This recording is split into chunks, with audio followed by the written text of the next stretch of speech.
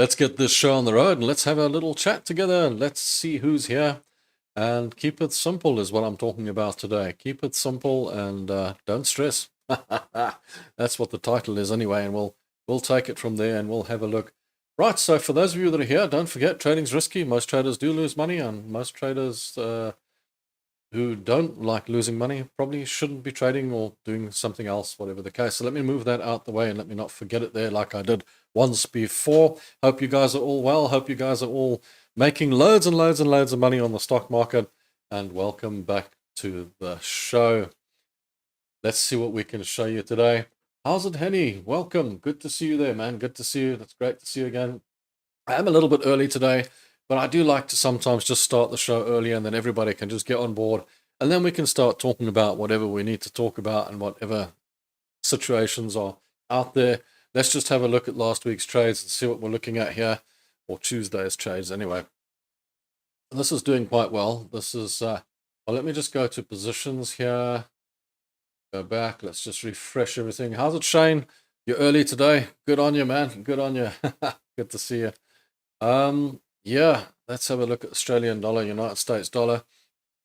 This one's really done well, eh? This one's really done well. It's 495 in profit. Going well. I moved the stop loss up to 200. I should probably move it up a bit higher. Probably take it up to about 250. And yeah, leave it there. That's cool. Doing pretty well. I'm quite happy with that one. That one is as decent. Instead of losing 250, we can actually make 250. That's quite good. That's a good one. So that'll be a nice trade. That'll be a good one. Brent crude oil. That's also kind of not doing much, but at least it's moving in the right direction now. Not doing too bad. Going along nicely. And today's call was for Bitcoin. So if Bruman was around, he'd have a look at this. But I haven't looked at it yet because, like I said, we need a strong green candle on the outside of that trend's resistance, and that needs to close in green for us to have a decent shot at a long trade on Bitcoin. So keeping an eye on that, we'll see what happens. See how it goes. So that one's not ready to be traded just yet. How's it, Elaine? Good to see you on board. Lacquer, always good. It's past Shane's bedtime. Yeah, well, you know, depending on the time there, it's. What did I want to watch the other day on sport? It was in Australia, and I thought, yeah, I got to watch it early in the morning, but for you guys, it's late afternoon. Crazy stuff, how time around the world moves around.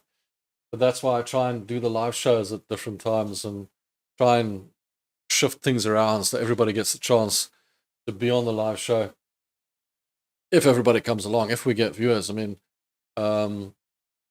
it's not as exciting this week as it was last week, and you know, it all depends. The Nasdaq, for those of you who do trade the Tech 100, here we go. Tech 100 has hit a resistance, and it doesn't seem to want to go further. But with all the hype about Nvidia yesterday, you know, everybody was talking about bad results, good results, what will happen, and then they had a sort of slightly offbeat result, and then something else was said about China again, and it always does that. You know, it always happens. So with the offbeat result, you get this huge downward move. Oh, the world's ending. And then somebody says, but it's not that bad because of X, Y, and Z. And then it starts to filter back in again. And if you look at what's happened with NVIDIA, if you look at what's happened with the NASDAQ, if you didn't know about NVIDIA, you can see it broke through the trend resistance. Poof, up she goes, hits the main resistance, comes back, retest, starts to go up, hits the main resistance again. Now the question mark lies here. Will it break through that level and go up, or will it give us a big red candle to the downside and start falling? Always an interesting one. But, you know, for those of you who are new to trading, the NASDAQ is not the place to be trading. Rather trade on the S&P 500. It's a lot softer. It's a lot easier to trade. The NASDAQ is very, very fast and very volatile. For those of you who are not used to trading, the NASDAQ might just be a bit of a shocker to you. That said, the NASDAQ is baked into the S&P 500, but it's also baked in with the Dow, with the others. So you get a more sort of smoother ride. Remember that the NASDAQ is all the tech stocks, and the Dow is more your banks and finance and that sort of thing. property, etc. So, they never all go down at the same time unless there's a crash. So you get this more balanced look in the S&P 500, which is why the NASDAQ doesn't look exactly the same as the S&P 500. And the DAX has moved away a little bit from the norm. It was following the S&P 500 to the T, and now it is giving a nice red candle down from that level, sort of producing a bit of a short. It broke structure way back when, but now we've got a kind of a new structure here. I'm just going to draw it in just for the sake of it. We've got a kind of a new structure here on the DAX, and I'm just looking at it just to see what we've got. It's something more like that. It is breaking through a little bit there, but yeah, that's your short-term bearish structure on the DAX. Will it stay above this support level? Questions, we shall see. It's bounced off it 1, 2, 3, well, it didn't bounce there, it went right through. So 4, 5 times. So it's pretty much likes to bounce off that level. Probably pretty close to that, could bounce off of that again. But with the S&P 500 moving up, you just don't know. It could keep on moving up as well. That's so soon. Yeah, that is quite soon, Shane. Wow. The ads are coming in really quickly. That's interesting. I noticed that ads are a big thing on these platforms all over the place. Wherever you go and watch, the ads come up quite quickly. And particularly when you want to start watching a video, that interests me a lot, because you click on a video, you want to start watching it, and before you can watch it, they throw an ad in front of it, so you kind of have to watch the ad to get to the video, which is interesting. I don't know if that's something that they psychologically work on, or if that's something that they do, but it obviously works for them. Otherwise they wouldn't do it. I mean, how many people will just click off because there's an ad there? None, most likely, because you actually want to see the video that you clicked on, so you wait for it. It's probably the right thing for them to do. It probably works. The New York session is just open, but yeah, there's not much happening, is there? I mean, if you look at all of these trades, everything's kind of small at the moment, not really big, and I'm not seeing much in the way of movement here to say, oh yeah, the world's ending or anything like that. So yeah, I think the big thing yesterday was the tech. The big thing yesterday was the Nvidia. And while charts can't predict the market, fundamentals most certainly can give you a good hint. And if there's a fundamental issue going on, you should, pay attention. But be careful of these company ones, like, for example, that Nvidia situation, where it will move the market, but then you expect it, because the results are not so great, you expect the market to drop, or you expect Nvidia to drop a lot, and then it doesn't drop a lot, or it kind of recovers and comes back. And there's always some underlying excuse or story in the background which picks it up and brings it back. So you'll notice I open gold here because it actually looks interesting. Drinking my coffee, of course. It actually looks very interesting because it's breaking to the upside above these prior highs. So in other words, it's breaking through a resistance level here, and it's breaking upwards, which is interesting. It did break that level down there, so that's gone. That level is no more. I'm just having a look at this purely out of interest, but it does look interesting. It looks like a very bullish run, probably up to these levels at the top here. So gold is looking rather bullish at the moment. That's quite interesting, actually.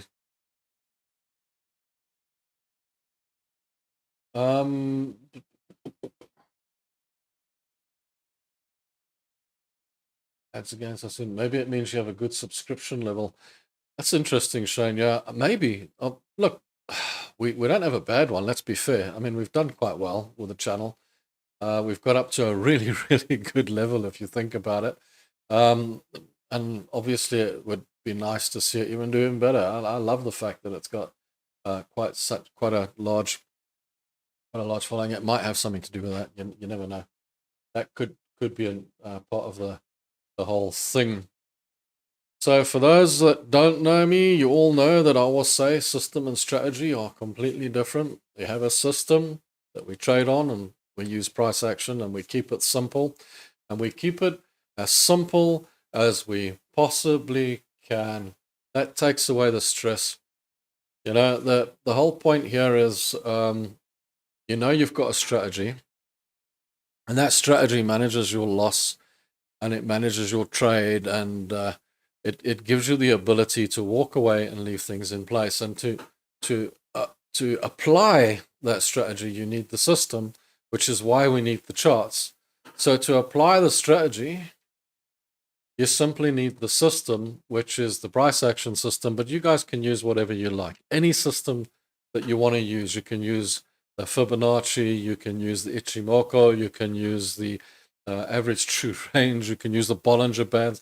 It really doesn't matter what kind of system you use. Do you know that many of the real institutional traders and pros don't even use any of this? They just put an RSI there, and if it's overbought, they sell. If it's oversold, they buy. Simple, really. They keep it more simple than we do. But I like to use price action because it gives me levels, and I can read those levels, and those levels allow me to draw a line in the sand, and they allow me to apply my strategy, which is to make more on my winning trades and lose less on my losing trades as much as possible. So to do that, you're basically looking for a place that you can place your stop loss, and a place that you can put your take profit, and you can see you're actually going to be making a profit on that particular trade. So that's why I always say separate the system from the strategy, but you need to apply your strategy to the system so that you can apply your strategy. Without the system, it's very difficult to apply the strategy. That said, you don't need any particular trading system to apply the strategy. You just need the chart. So in other words, if you buy, you just need to have an area where you can place your stop loss and create that environment where you can calculate your stop loss, calculate the size of your trade, and make sure that you've got a decent risk to reward on the trade that's got some value to you at the end of the day, that's going to make you some kind of money at the end of the day. So yeah, that's just a simple application. Keep it as simple as possible. The whole point of keeping it simple like this and taking away the stress is you can place your stop loss, you can place your take profit, you can walk away, and you don't have to watch the charts. Unless, of course, you're day trading, in which case you do have to watch the charts. But that is stressful. That can be stressful. But if you're 4-hour trading, swing trading, or position trading, as I call it, you can position your trade, you can leave it, walk away, and there's no stress. It takes out all the stress, and you can enjoy life a little bit. And then, of course, when you can move your stop loss up into a profit and walk away and leave it in a profit, then there's literally zero stress, because even if your trade goes against you, you're still going to go home with a profit in the bank. Not as much as you wanted, but at least profit, which is pretty decent at the end of the day. Now, I've still got a $250 stop loss on here, even though I've got a $250 profit. I could move it up and make it less. Definitely I could do that, but it might get taken out. So I'm kind of running with it on a decent level on this particular trade. What I'm saying is, don't overcomplicate your trading. You don't need 4 million lines on a chart. You don't. I've seen some charts where they've run line after line after line after line after line after line after line after line after. I'll just keep on saying that. And just think about this. Which line are you going to choose? What are you going to do? I understand Fibonacci. That's something completely different because it's Fibonacci. So you've got levels on there that you're working with. You've got your golden zone that you're working with. So that's a different ball game altogether. If I draw a Fibonacci on here, that's something else. I mean, I'm not. I think this is Fibonacci. I'm just going to draw that. See, if I draw that on there, yes, that does look like a lot of lines, but what it actually is, it's giving me my levels, my Fibonacci levels. And I don't know if you guys know this, but Fibonacci levels are something that applies in nature. So there's something you can't get away from. And if you look at Fibonacci levels on, for example, this is the S&P 500, and I just drew that up there out of the blue. I probably should have drawn it the other way down here. It doesn't matter. I'm just looking at Fibonacci levels. But this would have been your golden zone. You see it came back. It went into your golden zone. It took that and it went back up. It's actually quite important. That's how it works. So with these lines, that's not confusing because you know what you're looking at. You know why you're looking at it, and you know why it's there if you're trading with that. But what I'm talking about is guys that are just drawing support line, or resistance line, resistance line, resistance line, and you've got like 400 lines in there, and then you've got moving averages, and then you've got ATR, and you've got a whole bunch of other things going on in there. What are you trading with? What are you actually looking at? Also remember that moving averages, MACDs, stochastics, all of these indicators that you can put on a chart are actually lagging indicators. In other words, you could have taken the trade about 3 days before the trade tells you to take it, and or you could have sold the trade 3 days before it tells you to sell. So what actually happens is you end up taking a much smaller level of profit within the trade if you are using those kinds of indicators, or those slow indicators. So they hold you up and they hold you back. Blue Mango, how's it? I recon gold may drop to about 3.336-ish if it doesn't claim this 3410 level. That's the way I do my algos. Once I get the long short entries, I look good, then I apply happy risk management algo. Tim, how's it, Tim? Good day, Rob and everyone. Nick and Tim, how's it, guys? And good to see you again. Gold, Blue Mango, gold. You're looking at gold. What I'm looking at on gold, of great interest to me on gold, is it has broken through this level. It's breaking to the upside. Look, there is a high on the left here, very much a tail. So the trouble with tails is they can be anomalies, and that was a very undecided candle back there. I think your main level is this green line here. Very much, if I could draw a rectangle in there, it would probably give you this level. So yeah, it is looking kind of, if that candle closes in the green, it is kind of looking like it's bullish. But it hasn't got far to run apart from that main daily resistance at the top there, because that's your main daily resistance. That's your main daily support. It is running in between there quite nicely in that range. So my concern is there's not much risk to reward if you were to take a long trade on this, because it's hit it there, and it'll probably hit it there again, and then say, I don't want to go much further, and maybe come down again, because gold is kind of stuck in this range at the moment. So yeah, while it could go bullish all the way to the top, is it going to go much further than that? In all likelihood, probably not. So a trade like that would imply that you need a stop loss somewhere here below this trend support, with taking that as your profit. That's kind of where you are on gold. I would prefer to be taking the short from the top here with a view to it going all the way to the bottom here, giving us a decent trade. But yeah, if it does come down, it'll come down off that 3.4 level, and then it'll come back down to the 3.3 level most likely. And then maybe even the 3,300 at the bottom, 3,280 down at the bottom here. That's what I would be looking for, the big one, the giant trade, the long term. That's the 4 hour, it's the swing, it's the position. I realize why people call it swing trading, by the way, nowadays, and I'll explain that to you now. Good afternoon, David. The reason people are calling it swing now is, back in our day, swing trading was you would buy the trade here and hold the trade until the top, and then turn your trade around, turn it short, and ride the trade down. When it got to the bottom, you would swing your trade, ride the trade long to the top. That was swing trading in my day. What we're doing here is generally called position trading, but I've realized why the newbies call it swing trading these days, and that is because they trade long and short. And but it doesn't mean that they are remaining in the trade. So I think there's just a bit of confusion with the naming of things. It's just terminology. It's unimportant. But yeah, I think I realize why people are calling it swing trading. But in reality, It was always known as position trading. You take a position, you leave a position, you come back and check it out when you can. Position trading was always good for people that had other things on the go at the same time. If you've got a business running on the side, or you've got other things that you do during the day, and you don't have time to sit and look at charts 24/7, position trading was always great for that sort of scenario, and it works really, really, really well.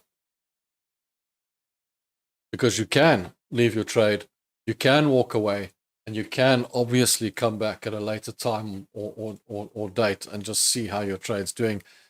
It's a short version of investing, because once you've hit the aha moment and you understand that investing actually makes you a lot of money, and which is time in the market, and when you realize that you can, for example, leave your trade in there for as long as you want to. Nvidia is a good example of that. The last time I looked at the trade or the investment, it was 150 odd, and I added to it. I threw some more money at it and I left it. And now they're saying, oh, Nvidia went down, ooh, and it's at 181. I mean, really? So investing is an insane way to make money in the long run. Now, if you start applying some of those principles to leverage trading, in other words, trading on 4-hour or daily charts, and just trading a little bit slower and keeping your trades a little bit longer, you're applying a sort of similar principle, time in the market, just a lot less time in the market. You're not waiting for 30 years, you're waiting for a couple of days. But it kind of still applies a little bit of that principle. Whereas with 5-minute trading and 15-minute trading, what you're doing, or 1-minute trading, 1-second trading, 10-second trading, I don't know. What you're doing is you're trying to time the market. And unfortunately, no matter what anybody says, you cannot time the market. Nobody can time the market. Timing the market is one of the most difficult things or impossible things to do. Nobody can do it. You can spend time in the market and you can take a profit, which is where our strategy comes in, and where the simplicity of it comes in. You don't need to know which way the market's going. You just need to know how you're going to manage the trade. So if you understand how you're going to manage the trade and how you're going to make it work for you, then you figure out that it's really simple and it doesn't really matter you don't have to time the market. You just have to avoid taking big losses.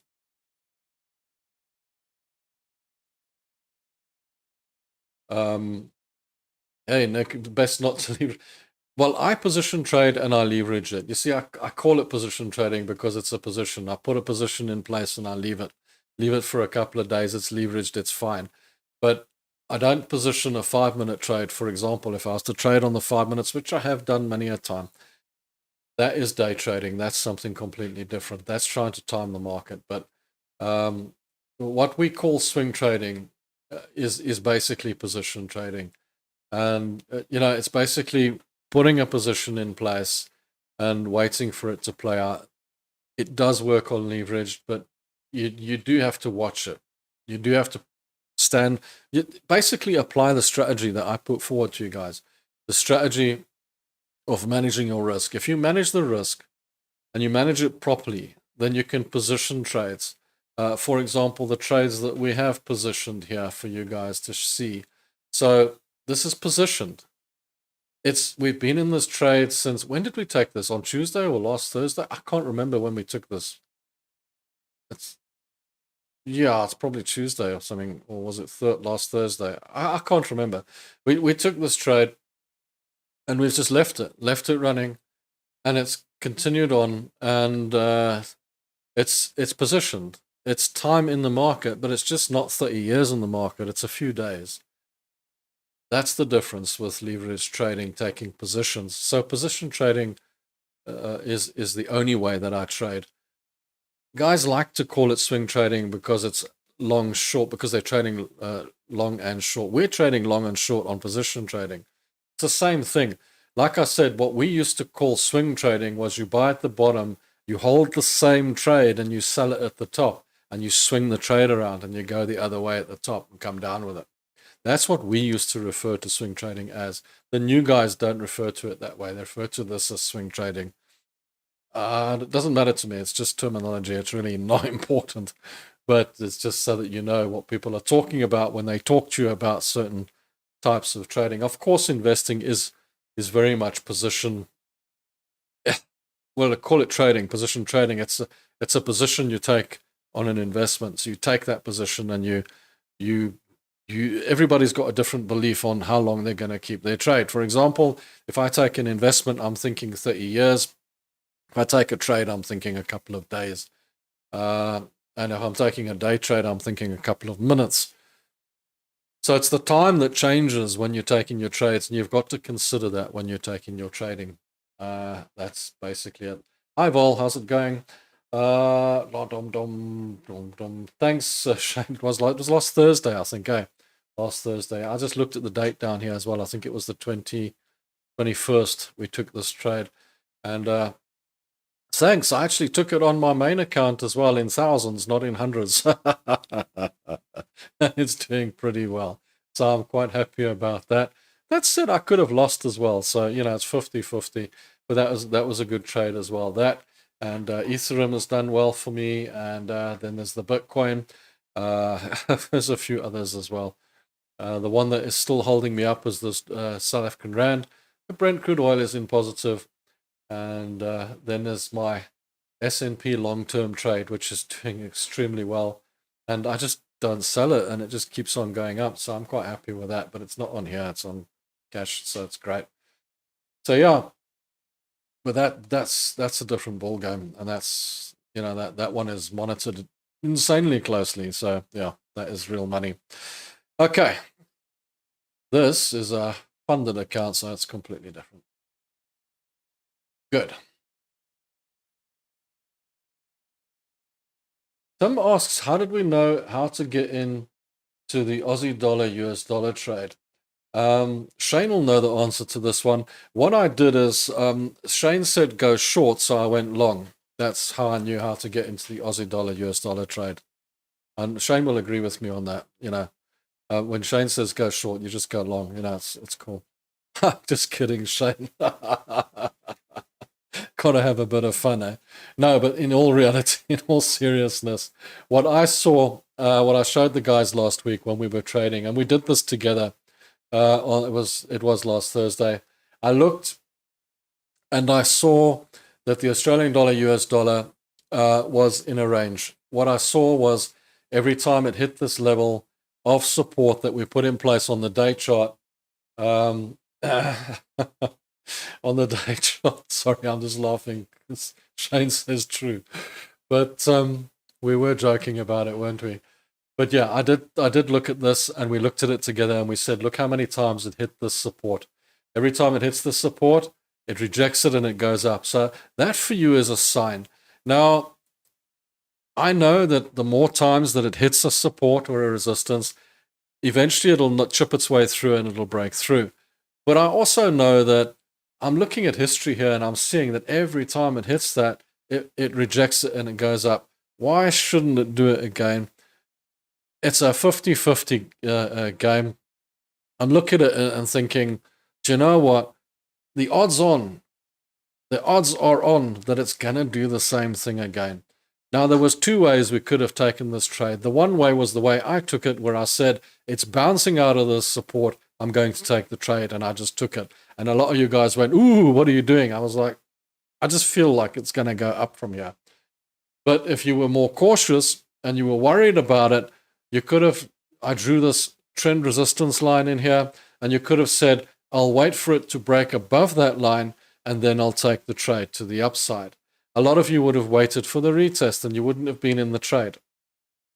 So I took the trade quickly, I took the trade early, and I took the trade decisively. Had I waited for it to break through this trend resistance, I might have missed it, because as you can clearly see here, there's a strong green candle going to the upside, which probably pushed through very hard, which would have meant that we would have got into the trade all the way up here, which is a lot later than where we got in.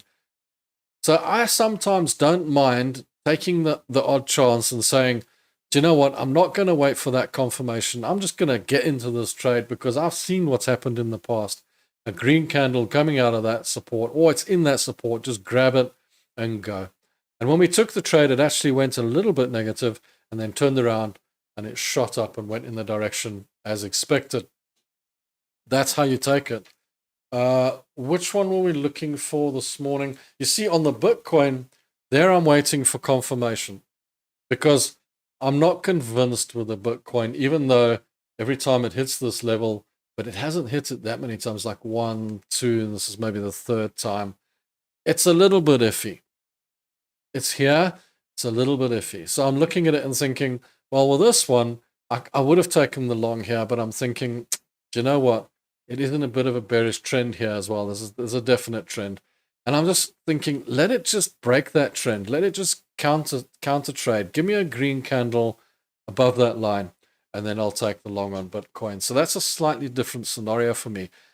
You've got to have a gut feel for things. That takes time to get. You don't get that instantly. When you look at trades, you've got to think, that one feels good. Oh, that one doesn't feel so good. And there might be some fundamental things that are in the sidelines that are keeping you thinking. Like for example, the Brent crude oil, the United States dollar, South African rand. There's a lot of fundamental things that keep me thinking there. A lot of experience tells me that Brent crude oil should be more expensive. A lot of experience tells me that the South African rand should be weaker. And that just keeps me thinking and it keeps me going. So that for me is like, that's why I'm traded there and that's why I'm traded there. This is a purely technical trade. I'm looking at it from a perspective of what happened in the past.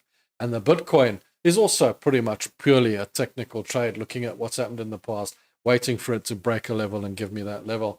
So you have to pick your trades, pick your battles in the correct manner. That's as simple as it gets. So hopefully that helps you understand that, Tim, or it works. If that helps you understand why we took that particular trade, for example. And as I've said before, you see, trading is not easy. You're not going to have a win rate. You're not going to win trade after trade after trade after trade, unless you're scalping on 5-minute charts or something like that. Then, of course, you'll have all these small wins and with the odd big loss. What I do is the opposite.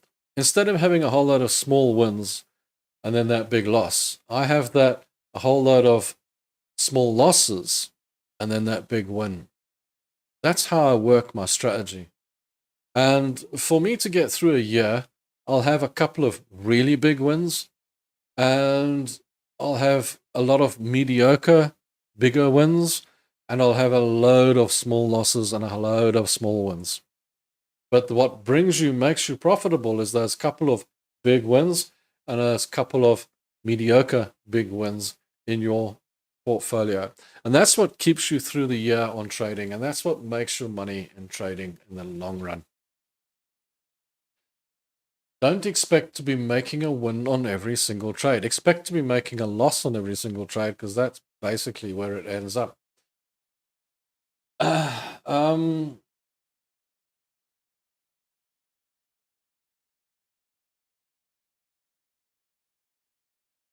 Didn't Stanley Duckmiller and they said that BTC is more likely to worth $0 than $1 million in 20 years?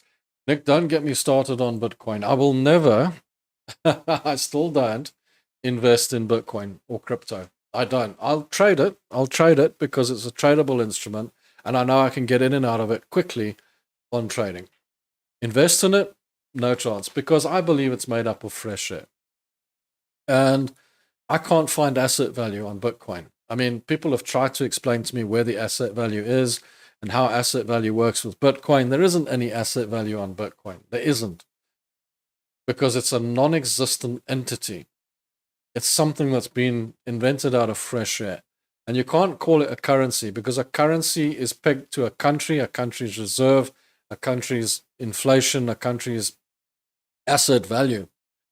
Bitcoin does not have a country. It does not have an asset value. It doesn't have a solid object that it can relate back to. For example, a gold coin can be something a Bitcoin cannot.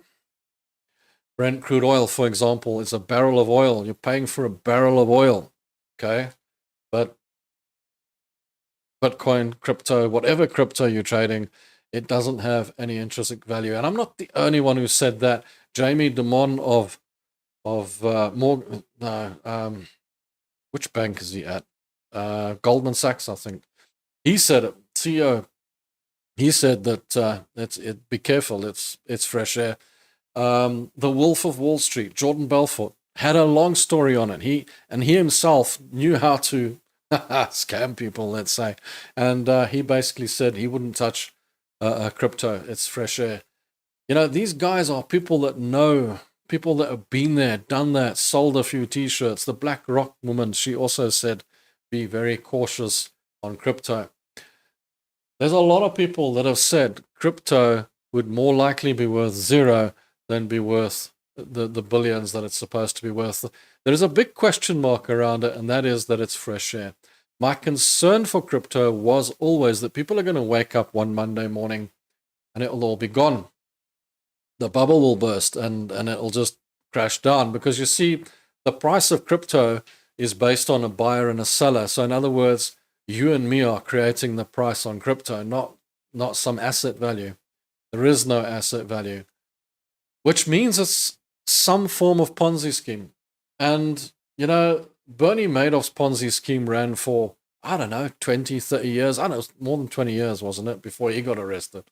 And that was also just based on total fresh air, you know, buyers and sellers' money. He had a 19th floor with nothing on it that was all hidden away, you know, type of thing. That's crazy stuff. But you do have to be cautious of things like that. And so I look at crypto as a tradable instrument, something I can trade and buy and sell on a quick basis. But if I was going to take my life savings, I would rather invest it in shares over a period of 30 years, knowing that those companies have all got an asset value. They've all got directors and CEOs. They've all got growth plans. They've all got asset and liability statements. They've got money in the bank or loans or whatever the case. They've got a price to earnings ratio, and they can tell me that this company is going to have some value in the future. If I buy into Coca-Cola, I know what I'm buying into. If I buy into Bitcoin or Ethereum or any of these cryptos, I have no idea what I'm buying into. And for me, I'm buying into fresh air. I have no guarantee that there's anything going to be there tomorrow morning. That's the question that surrounds crypto. A lot of people have tried to explain it away. A lot of people have tried to use the blockchain technology to explain it away. Nobody owns the internet. Nobody can own the internet. It's a thing. So, you know, this business of Bitcoin is or crypto is somehow owned or part of companies or whatever the case. It's not. There is no asset value to it. So the reason I trade it, and I know that it's going to be there tomorrow morning, in my opinion, the way it's carrying on, and I know it's going to go up and down, is because it's become too big to fail. So you're in that scenario again of too big to fail. If Bitcoin fails tomorrow, the world's in big trouble. I'm not saying a little bit. I'm talking big trouble. I'm talking big trouble, because there are there's a chain effect here, because there's a whole load of really big companies that have bought into it, that are involved in it. So it's not just Bitcoin disappearing with a whole load of people's wealth. Like, you get all these Bitcoin millionaires walking around saying, I'm a Bitcoin millionaire. And then, you know, tomorrow morning they're not, because Bitcoin's gone. No, that's not the people you're worried about. What I'm worried about, if Bitcoin goes down, or crypto or Ethereum or any of these cryptos, is the big companies that have invested into it, the big companies that have got involved in it, huge, massive companies that have invested billions and billions in the crypto world. And that's where it becomes too big to fail, because if they fail, it brings those companies and banks and things like that down with it. That's the major concern. You know, when people talk about digital currency, you know, if America or the world creates a digital currency, don't you think they're going to relate it to an economy? Don't you think they're going to relate it to a country's economy, asset value, reserves, that type of thing, gold in the reserve bank or whatever? I know that America unpegged their currency from the gold in the 70s, way back. And I know that is a concern, because a dollar is basically just an IOU. But by the same token, that dollar is still pegged to America, so it still has an asset value, that being America. So that's just an example. The pound, for example, is pegged to the UK, so it is somehow got an asset value pegged to the UK. That's an example. And crypto, on the other hand, who is it pegged to? Who does it belong to? Who owns crypto? You see, it becomes a tricky situation. So if they start a digital currency and they take away physical currency, they're not going to use Bitcoin unless there's some kind of agreement that comes around with it. They're going to use their own digital currency or currencies, which is basically what we're doing now anyway. If you go and pay for something, you pay for it digitally. You don't need cash. Some people don't even want cash anymore. Now they've invented trolleys where you go into a shop and you walk out with a trolley and it charges you when you walk out. So it's digital, but it's not Bitcoin. It's digital currency as such. The fear with digital currency is how closely you're going to be watched with that digital currency. You know, you won't be able to do anything without anybody knowing exactly what you've done with your currency. There's a thought. So they'll stop tax evasion and all kinds of nasty deals and things like that, you know, underworld stuff and all that, by just making a digital currency. And so the idea of we're going to create a digital currency and we're going to steer away from the general, as you know it, economies, didn't work, because all it did was enlighten the people that had those economies to the fact that they might as well just have a digital currency anyway. It makes no difference. How's it, Daniel? Good to see you, man.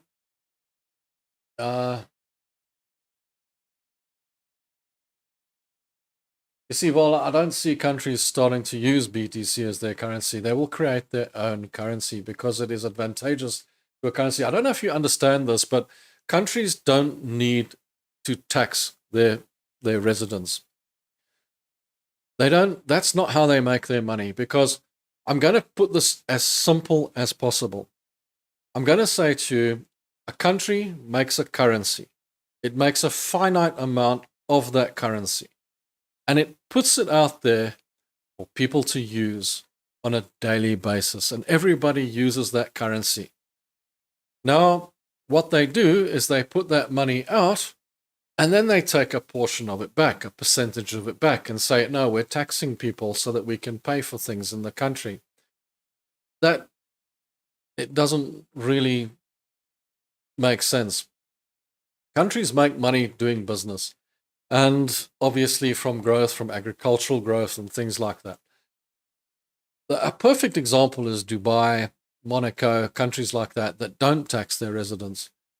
You don't need to tax your residents for a country to make a profit. It doesn't. You could actually hold that money back, give the residents the rest of the money, and then it still works out the same, instead of giving it to them and then taking it back and saying we're paying for the country to survive.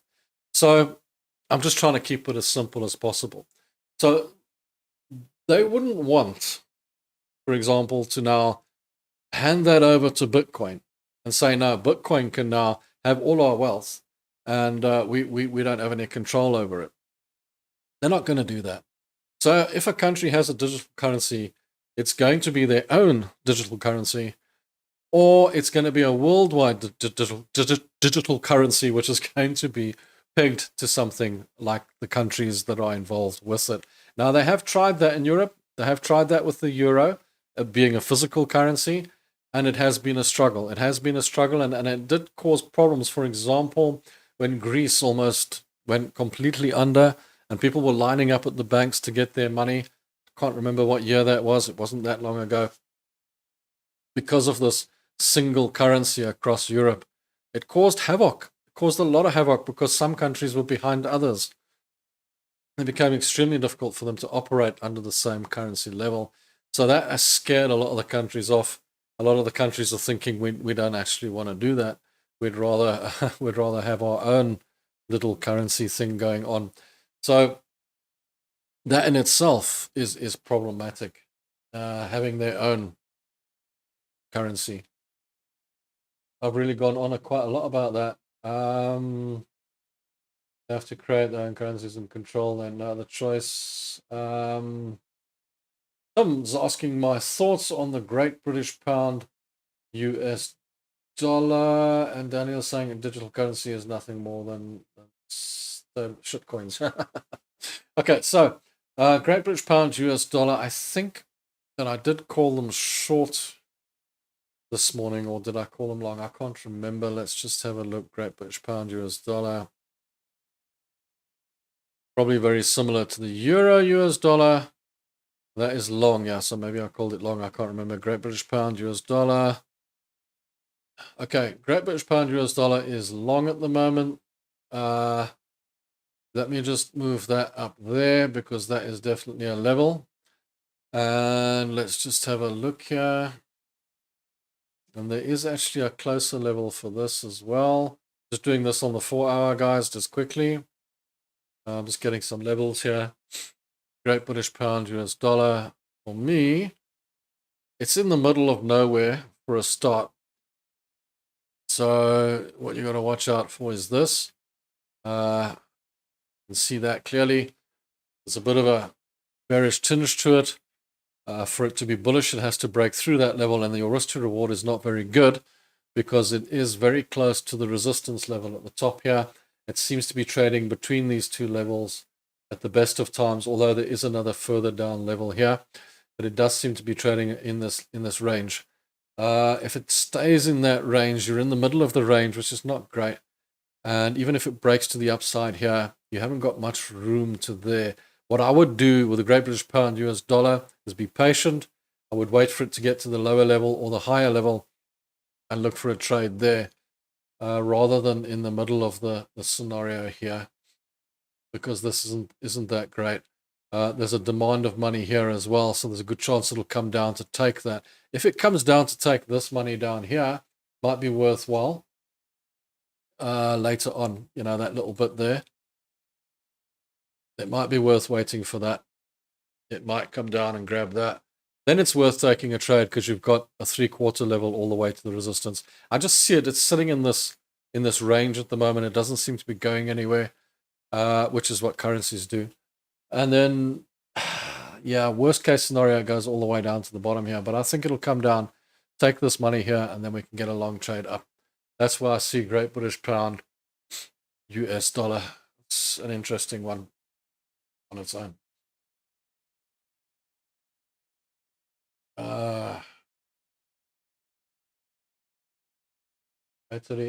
Government reports that cause massive volatility in the stock indices. That's the thing, Nick. When you hang your hat on fundamental news every single day, all these little news items that come out, what I discovered over time, and this is just my feeling and from me to you, is over the years I discovered that these little annoying little government reports and noise that come out, and even the jobs figures and the CPIs and that sort of thing, what they tend to do is they tend to irritate the market. In other words, the big money seems to move the market around with that. And then they'll jump in and they'll suddenly buy and sell everything or whatever the case. But what I've noticed over the years is it always settles back into place. It always settles back to where it should be. A good example of that is what happened with NVIDIA yesterday when everybody had the hype on NVIDIA on the Tech 100. Sorry, that's the UK 100. There it is. Where everybody was getting excited and thinking, nah, that NVIDIA is going to crash to the doldrums and what have you. And then you get this big red candle. Now you see the tails on both sides, big tails on either side. That's the excitement of the news. And everybody thought, sell it off, buy it back. And then, you know, it's all settled back to where it was. And that kind of just generally happens with that kind of news that you're talking about as well. It's the same thing on a regular basis. It's always like that. That kind of news just, it spikes up and down. You get the tails up and down. The trouble with that, what I find is, for example, if you decide to move your stop loss up to an area which is close by, and then you get a news item like that and it spikes down, it takes out your stop loss, it's actually quite irritating. So like for example, on this trade, that's why I'm trying to keep the stop loss a little bit further away so that it doesn't get taken out for no easy reason. You know, if you put it up too close, then it ends up getting taken out rather quickly because of those news events. Man, there was a time I spent in my career where I just followed those news events daily. I would wait for it every day. Here in South Africa, it would be around 1 or 2 o'clock in the afternoon. And I'd make sure I was at my computer just to catch that news event. It was insane. It made me old. It did. It made me old. And it wasn't worth it because you would trade it and you know how often I got it the wrong way? I was insanely sure that I had the news event taped. I knew that if this happened, then that's going to happen. I mean, that was it. Probably because I'd watched too much Bloomberg or something. I don't know. And I got myself all hooked up into it.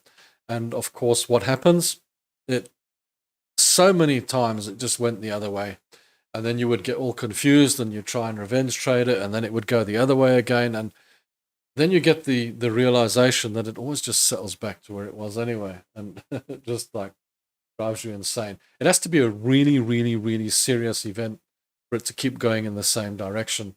And I think, you know, for example, like what's happened here with this Australian dollar, it's gone in that direction because it was quite serious and it's kept going in that direction. But you also have to bear in mind that that was technically viable as well. Love volatile markets, get to make them move faster. Don't diddle in the middle, yeah. What time frames do you trade? Is it always daily 4 hour? And do you stick to those? I get confused by time frames. Most of my elbow bots get whipsawed with buys and sells. Best to have them turned off. Used to. That's why, Nick, you know what? That's why bots are not for me. That's why bots, in my opinion, don't work, is because the bots can't see what's happening in the real world. If Donald Trump stands up and says something, or if the Fed governor in America stands up and says something, or there's some news or whatever, the bot can't see that. All the bot can see is these damn charts. And it'll drive you insane because it'll just keep getting whipsawed out of trades nonstop. And it depends how it's programmed, but it can be a really big problem. JT asked me what time frames do I trade. Let me talk to you about time frames quickly while we're here. Time frames, I trade the 4 hour. Now, my choice of trading is the 4 hour. You don't have to trade the 4 hour. You can trade the 1 hour. You can trade the day. It doesn't matter. I spent many years trading the day. But I did at one stage move down to the 5-minute time frames, 1-minute time frames, that type of thing. But it became too, it's not like I lost or anything. It's just a question of I didn't want to sit in front of the computer screen all day and struggle and what have you. So 4 hour works for me because it's less stress. It's simple. And it just takes the pressure off. And it's easy to trade. You can make more money with it.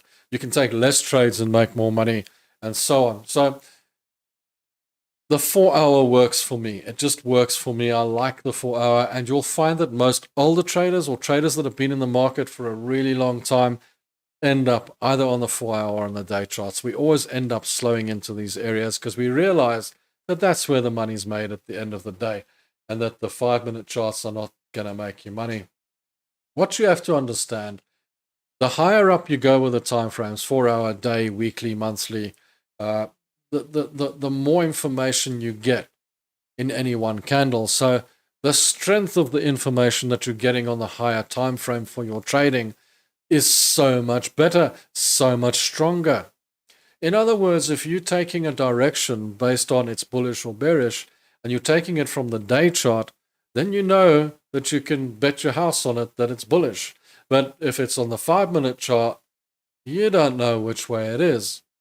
So if I was trading on a 5-minute chart, and this is how I traded the 5-minute charts, I would always look at the bias for the day and the 4 hour and see which way it's going, if it's bullish or bearish for the day.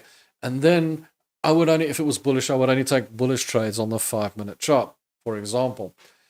Because it's like if you ask somebody to look at a project that you've created and you take 5 people to look at it and you start your $1 million company based on those 5 people saying, yeah, it's great, or if you take 400 people to look at it and those 400 people come back and say, hey, it's great, I'd rather listen to the 400 people than the 5 people if I was going to start a $1 million company. Now, 400 people relates to like a 4-hour candle, and the 5 people relate to maybe a 5-minute candle. That's how weak your 5-minute candle is. So even if you're trading on the 5 minutes, you have to take your information off the higher time frame. Understand this, and I say it in every single one of my videos. On average, 70% of people lose swing trading, position trading, whatever you want to call it, 4-hour daily charts, 1-hour charts. On average, it's 60 to 80%, but 70% of people lose. And you all like to think that you're going to be part of the 30%. I mean, it's human nature. The disastrous thing is proven, because they took pro traders. They took like 100 pro traders, put them in a room, gave them the trading room and said, go for it. Proven over and over again. Trade on 5-minute charts. Trade on 5-minute charts. There they go. Pro guys who know the market well. 99% lose. 99% of traders lose trading on 5-minute charts. It's a psychological thing. It's all about the fear. It's all about how you trade. So the systems all work. Don't get the systems wrong. You can jump from system to system to system to system. Every single system works. But it's not the system that makes you money. It's you. It's you in your personal capacity. So you can sit here and watch me. You can sit and watch this guy or that guy or whatever trade.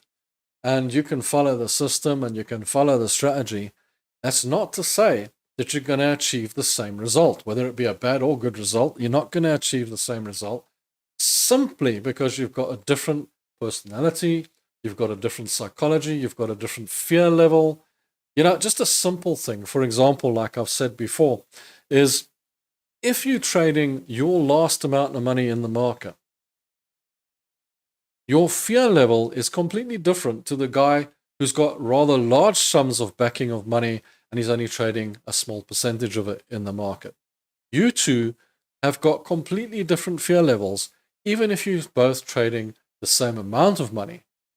But the guy who's trading the same amount and it's his last money on earth will have a completely different psychology to you, the guy who's trading the same amount of money, but it's only a portion. Think about that. So now you've got 2 guys trading the same amount of money on the same system, on the same day, on the same time frame, in the same place. Who's going to struggle more? Obviously, the guy with his last amount of money, because his psychology is going to be desperate. For that, I'm just putting that out there so you guys can understand that no 2 traders will trade the same way simply because they have a different psychology at any one time of the day. That's how it works. That you can't do anything about that, unfortunately. Okay,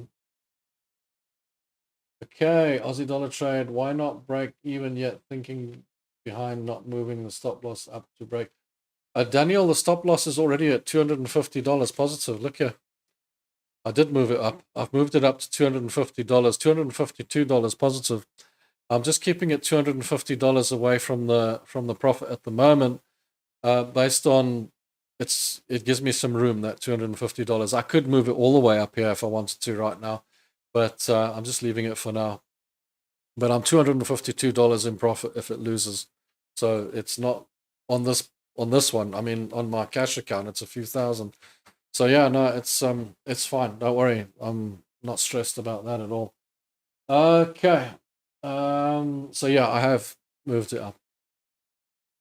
5 minutes stressful and forces you into FOMO and gamble trade. Newbies tend to start their trading in lower time frame charts and lose. Yes, Paul, that is a big thing, because the reason and the only reason that new guys get caught up in lower time frame trading is because the YouTubers and all the guys out there offering courses and whatnot promise them that they're going to be able to turn their $100 into $1 million by trading these low time frames, and that it's somehow going to make them a lot of money. Because in my day, that didn't exist. We had to start on the day trading and we had to use one-to-one money. We didn't have leverage money. So people get convinced that they can get into trading easily and they can just start making money overnight. Just as I've said in my previous videos recently, is where on earth can you take your $5,000 and in 12 months double it? Where can you put it? Where can you take that $5,000 and place it and double it? I don't think there's too many places you can do that, probably none. But somehow people think they're going to go into trading and they're going to take their $5,000 and they're going to double it in 12 months quite easily. We haven't thought about the fact that it could go to zero as well. We haven't thought about that, but you know, and this is the thing that's put forward is like, you can take this and you can just double this money, triple this money, you can turn it into a fortune. This is what's promoted on a regular basis.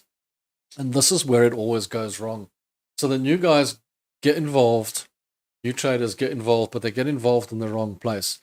And nobody tells them how dangerous it is on the lower time frames and how insanely volatile it is on the lower time frames for these guys that have no idea what they're doing, no idea how their psychology works and where this is going to take them. And eventually they end up leaving trading simply because they have a bad or left with a bad taste in their mouth, or they're left like, oh, we got ripped off or scammed or whatever, you know. They just feel bad about trading, which is unfortunate. It's very unfortunate because they could have been taught properly to maybe position trade or swing trade or invest slowly, get into the market, learn the market, you know, start on slow feet, work your way forward and get into it properly. But they're not. They're taught to throw everything at it and end up losing it all. And you know, of particular concern is so many people out there getting involved with their last bit of money. That concerns me a lot because, you know, it's like my last pile of money and I'm just going to get in there because that guy told me I can double this.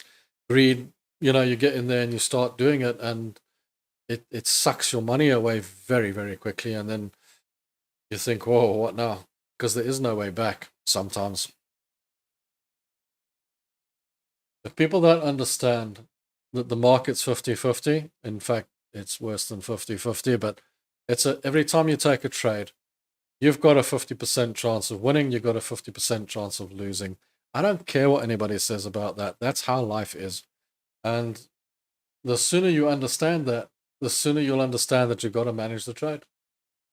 And you want to try and make the money the best way you can.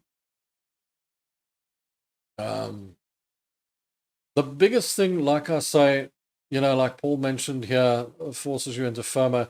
You know, the fear of missing out, patience, and fear in general is the biggest things that work against you in trading, which is why I've said and reiterated that no two traders can trade the same way. No two traders will achieve the same result easily because you're always going to have this difficulty. You're always going to have this, you know, problem of one guy's got more fear than the other. There's also different thresholds for different people. People have different thresholds in their daily lives as to how much they're prepared to risk in their lives, how much they're prepared to put down. You get people out there that can risk everything on a whim, and you get others that would never risk anything. So it really does depend on the person. And then you get reckless people as well. That's also a problem.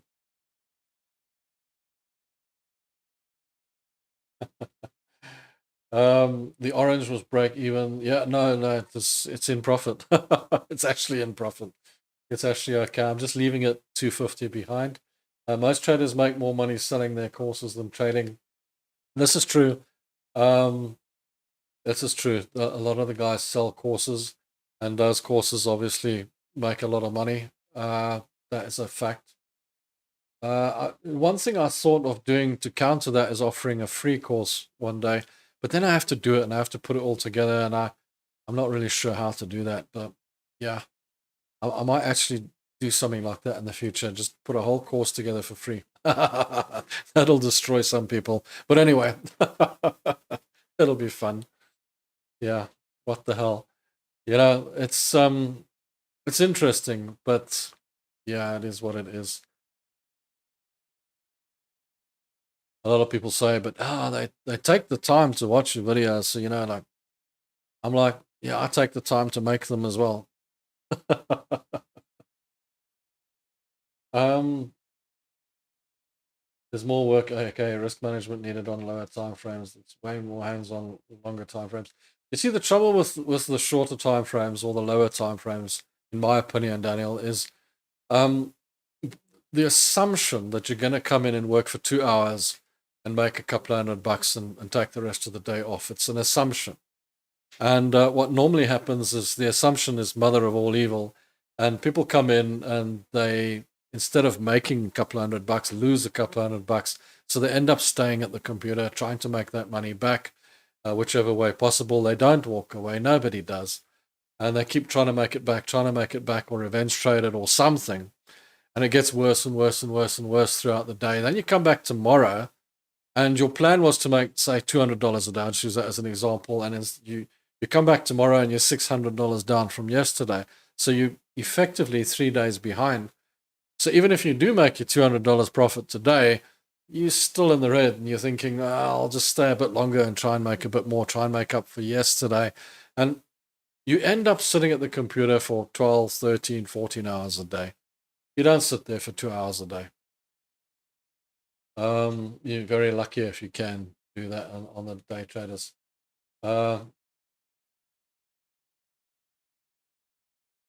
JT says, yes, please. Do you know how much work it will be for me to put a course together? Yeah, I'll see. I'll see. Yeah, maybe I'll put something together that's basic and simple and it'll go out for free, but we'll see, you know?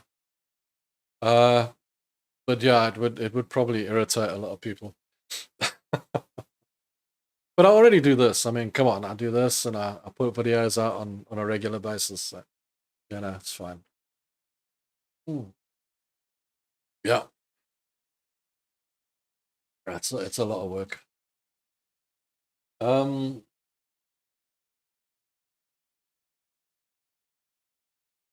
Yeah,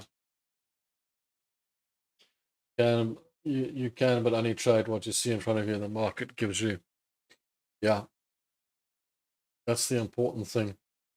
Only trade what you see and be patient. If you're patient, then you can do pretty well. Sitting on your hands and being patient can actually make you a lot of money. It's very difficult to sit on your hands and wait. The most difficult trade is when you're in profit. The most difficult one is when you're in profit. How do you keep your hands away from taking that profit? I know all of you have got the same psychology. You're in a profit and you're thinking, well, I don't want to lose that profit. And you're itching to take that profit. So you kind of look at it and think, I want to take that profit. I'm using this as an example because it is a really good example. So you see that little red candle at the top and you think, yeah, I don't want to lose this profit, man. So you start thinking of taking the profit. When all you've got to do is what I've done here is move your stop loss up, put it in a really reasonable area and into a profit, and just accept that if it does take that out, oh well, so be it. There's a very good chance, because if you look back at how these things went up, they don't go up in straight lines. There's a very good chance it'll go to your target if your target's reasonable. So just relax, sit on your hands, be patient, and try and follow the trade up and make as much as you can. Itchy fingers when you're in a profit is probably the worst. Funny when you're in a loss, you'll follow that loss down into doomsday. You'll follow it. You'll just see loads and loads of red. You'll see that figure getting bigger and bigger. And you'll even add to it. You'll try and double it up or something and make it worse. And you'll just follow it down and then you'll move your stop loss away. But when it's going into profit, you won't move your target away. You won't follow it up. You won't hold on to it. You'll get out of it as quickly as possible. But your losses, you don't get out of as quickly as possible. You hold on to them forever. It never makes sense to me, but it's the psychology of it, okay? And I've been there years ago, and that's how we think. I don't know why that's how we think, but it's very much how we think. And it's difficult to get over that psychology. You've all been there. You've all felt it. You all know.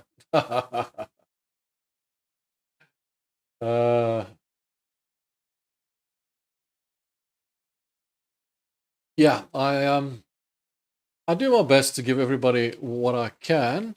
I mean, yeah, look, sometimes, you know, I do draw the line on how much I put in and whatnot. I'm doing it for my own benefit as well, in the sense that, you know, I get some, how can I put it? Some, not love, but some feeling of satisfaction from it. And also, I like having a community, and I'm enjoying that as well. So there's a lot of reasons for me to do this and hang around. So I've got my own selfish reasons as well. But by the same token, there are areas where I've got to think, oh, no, I'm going off the track here. I've got to stay on the track. But I'm enjoying the YouTube thing. It's fun. I never thought I would. I never thought it would be this much fun. I have fun creating the videos. I have fun doing the live shows with you guys. It gives me a form of satisfaction. It's like when you do a project and you see it work out, it's great. You feel good about it. It's a funny thing. But yeah, that's also a lot of psychology. You know, it's the same as, you know, if you've got people working for you, I've had that many times in my life, and you give them a pat on the back and you say, well done. You know, every human being needs that. Every human being needs that. It's actually interesting. So, where were we? Right. I've told you a million times that charts cannot predict the market. Here's the NASDAQ, guys. So, I don't want to say to you that the chart can predict the market, but I am looking at the NASDAQ and thinking, it's kind of hit a level here where it's sitting and thinking, am I going to go any higher? But I'm just looking at this and thinking that is in the wrong place. That needs to be there. That's where the level is. Not here. There is a level here. There is a level here, but there's a level just above it as well. So we should have a bit of a blocky in here. Okay, so just keep an eye on that, guys. If it does break through there, there is another level here as well, which you have to be careful of. But it has broken to the upside. It's interesting, the NASDAQ.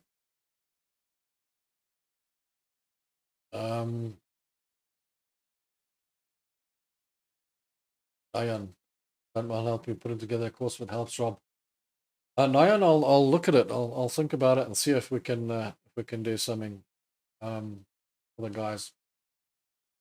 And then Shayna said, short on Great British Pound Aussie dollar. Great British Pound Aussie dollar. So Shayna said short on Great British Pound Aussie dollar. Are we going long on the Great British Pound Aussie dollar today? Let me go and find it. Let's have a look. Great British Pound Aussie dollar. Damn, Shane's right. Yes, it's short, Shane. It's short. It is short. Yeah. Look at that, eh? Wow. That is pretty short. There is a level here. There's a slight hint of a head and shoulders here. Not a big one, but a slight hint. You're going to see there's a bit of a shoulder, head. Okay, that you're seeing things, you know what I mean? But I'm just looking, it's falling over. It's definitely falling over. Definitely coming down. Definitely short. I think you could probably pull this down all the way down to this level at the bottom here. Let's draw it in, shall we? Just not going to go to the day charts and stuff now. I'm just drawing that in. There's a big move to the bottom here, which I think you're going to get. And I think the top is up there. Definitely the top is up there. It is in the middle though. But yeah, you've got quite a run down to here. So it is short. Totally. Let's just see. It's in that range, Shane. Look at that. It's in a range. Once again, it's in the perfect range. Top, top, top, top, top, top, top. Okay, the top is a little bit higher. Push it up. There you go. But yeah, there's your top. There's your bottom.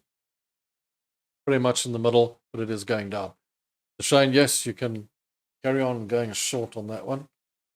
Absolutely.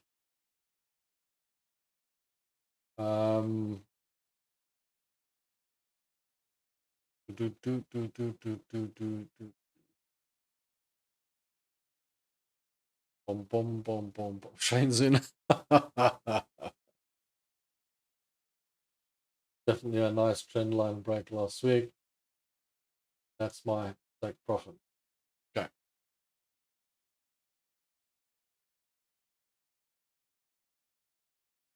We take profit. There's the trend line break. It's broken. It's gone. It's moving. The take profit's probably down here. That's fine. Good trade, Shane. Go for it. You'll make money there. I'm not getting into it right now. I find that when I'm taking these trades with you guys, they either work out insanely well or insanely badly. My concentration was on showing you guys the videos. We could take that short, but I don't normally take a trade in the middle. It's in the middle of the trade. Should have caught it earlier, but you can. You can if you want to. But it's, for me, very much a one-to-one. I'm not going to bother with it. But yeah, if you want to, go mad. Go mad. Not bad at all, actually. As long as you've got risk management and all that sort of thing. You know, another thing, important thing to remove from your trades, guys. Another really important thing to remove from your trades, because we've talked about FOMO, fear of missing out. We've talked about fear. We've talked about patience in your trading, sitting on your hands, that sort of thing. But you know what we haven't talked about? And this is a big thing, is greed. Greed will be a person's downfall if you get greedy. Be careful of that. Be careful of that. If you see something that looks too good to be true, it probably is. Watch out for the greed and getting yourself into too much hassle. One of the big things I find is traders start doing well. Maybe you have a good run. Maybe you win a number of trades really well. And then you start trading more. You start trading bigger. You start getting greedy on your trades. And then the market will always, and I can guarantee this, it will always give you the bad run, because there's always a bad run. It might be something to do with your mindset, your psychology, your rhythm, whatever. But the bad run will always come. But it will always come when you push too hard and you get greedy. I don't know why. It's got something to do with the way you think. And you just be careful of that. That's something we haven't spoken about as well. It is very important to keep in mind. It's normally, I think what happens is when you get overconfident and you get greedy, the overconfidence plays a big part. And then you start taking adverse risks, and you start making silly mistakes. But the silly mistakes don't show up in front of you because you think, that's just a one-off. The next one will be fine. And then the next one goes, and you'll be surprised how quickly you can knock your confidence, how quickly you can drive your confidence off the table, and you can be sitting there going, I'm a useless trader. Very quickly, it can hurt you. So do be careful of greed. Stick to the system, the strategy. Stick to basic rules. I mean, rules are made to be broken. I don't say you need to stick to a rule 100% every time, but stick to the basic principles of the trades and try and keep it as close as possible to that. So if you decide that you no longer want to trade this amount, you want to trade a little bit more. Let's say you have a $25,000 account and you decide, you know what, I want to trade with a $50,000 account now. So I'm going to change this account from a $25,000 to a $50,000 account. Maybe it's 100,000. You want to change it to 200,000. I don't know. So you decide you're going to trade on a much larger account size now. Do it as a conscious decision. Don't do it out of overconfidence. Don't do it out of, I can do what I like now, or whatever the case. Just do it with a conscious decision of, I'm changing my account size, and keep the principles the same. Because then it doesn't matter about the size. It just matters about the principle. And then you'll come out in the end with the same result, if that makes sense. So don't just do it out of a whim, like, I'm just going to be bigger now. I'm just going to let the account grow to a different size. Don't do that. Take your profits out. Keep the account size the same. When you want to change that trading size, do it consciously. Understand that changing my account size, I'm going to be trading more now because I'm better at trading. I do better at it than I did before. So now I know I can make more money. So I'm going to trade with a larger amount of money now. Do it consciously. Do it with some principles in place. I've seen many a trader just do it out of overconfidence, and then they end up losing all that confidence overnight. I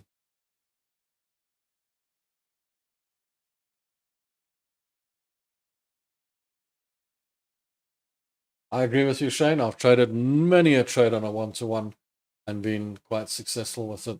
There's nothing wrong with that. Totally agree with you. I trade gold. Of course I trade gold, Paul. Trade gold often.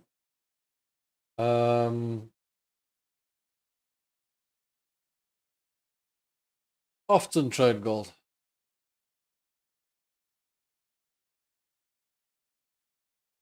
So you're taking the short on gold off of the resistance level, or this top level here.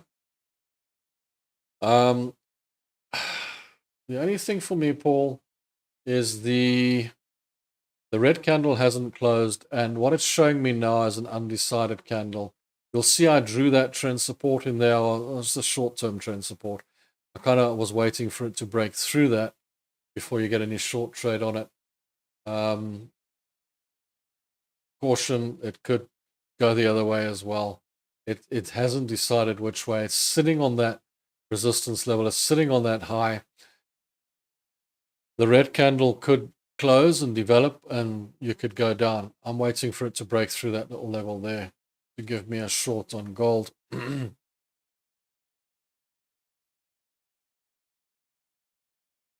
NVIDIA, I am invested in NVIDIA, Shane, and I've been invested in NVIDIA for a long time, since it was in two-figure digits or whatever. As I said, the last time I looked at it, my investment, it was like $150, and I added more money to it. It's a few months ago. And I see now it's $180, and everybody was complaining that it was going down yesterday. I'm perfectly happy with it, but I'm heavily invested in it, so I don't need to trade it. Yeah, long, definitely. It's a buy. You know, I could add more to it now, and I'll be happy. No, it's great. It's a great trade. If you want to trade shares, you can. They're sometimes a little bit more expensive depending on where you're trading. Swaps and things like that. Just check who you're trading with. But I've traded shares for many years. I stopped trading with the shares because I've got so many investments, and I found myself overlapping my psychology with my investments. So because for example, I'm married to NVIDIA and Amazon and a number of trades, okay? And so now I'm invested in it. So when I'm trading, it's very difficult for me to see the short. It's very difficult for me to see the downside because I'm so invested in it. So what I decided to do was just take shares and put them on the side and say, those are my investments. That's it. I'm not bothered, and only trade with indexes and Forex and that sort of thing, commodities and that, because then I don't have an invested feeling in it, let's say, because I found it affecting me. It does affect me in a big way because I'm invested in it so heavily, and I'm looking at the trade and it starts affecting me, thinking, Ooh, how's my investment doing? So my investments, as you guys know, I just leave them, I set and forget them.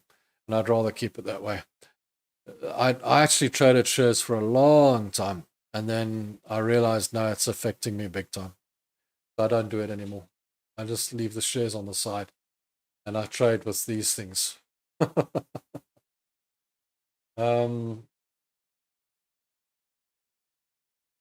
Nayan, is Great British Pound New Zealand dollar a short candidate? It seems to be lagging behind the Great British Pound Aussie dollar chart. You say Great British Pound New Zealand dollar. Great British Pound New Zealand dollar. You see what I would do with this one is I would just draw in a trend line here quickly, just to give me a feeling on it. That's not a great. Yeah, that's not gonna. There's a long way from there, so it's a bullish as it stands at the moment. Let me just take this one out. We don't need that. I just want to make it a little bit more serious and see what we've got here. On the short term, it's bearish there. There's a bearish run there. You can put that in. Boom, boom, boom, boom, boom, boom, and there's a level here.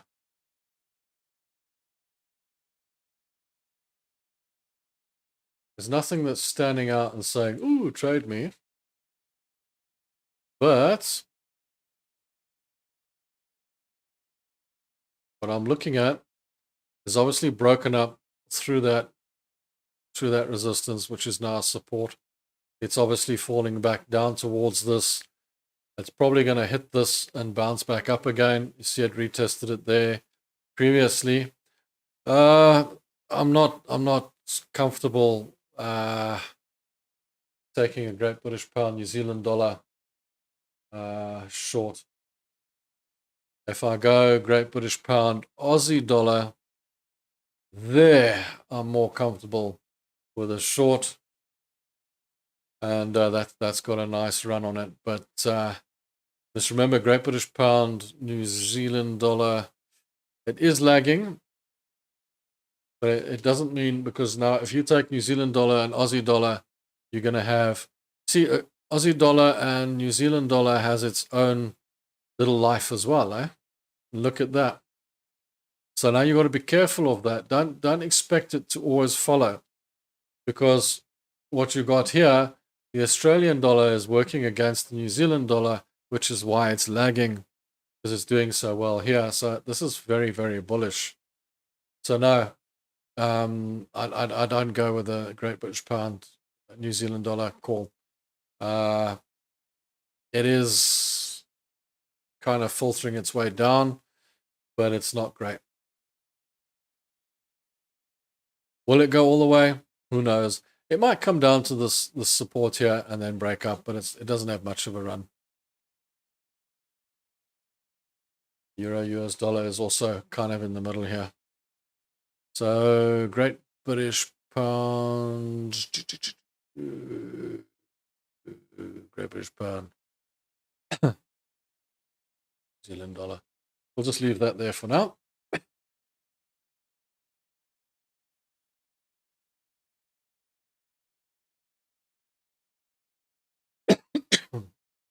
Yeah, gold is either up or down at the moment.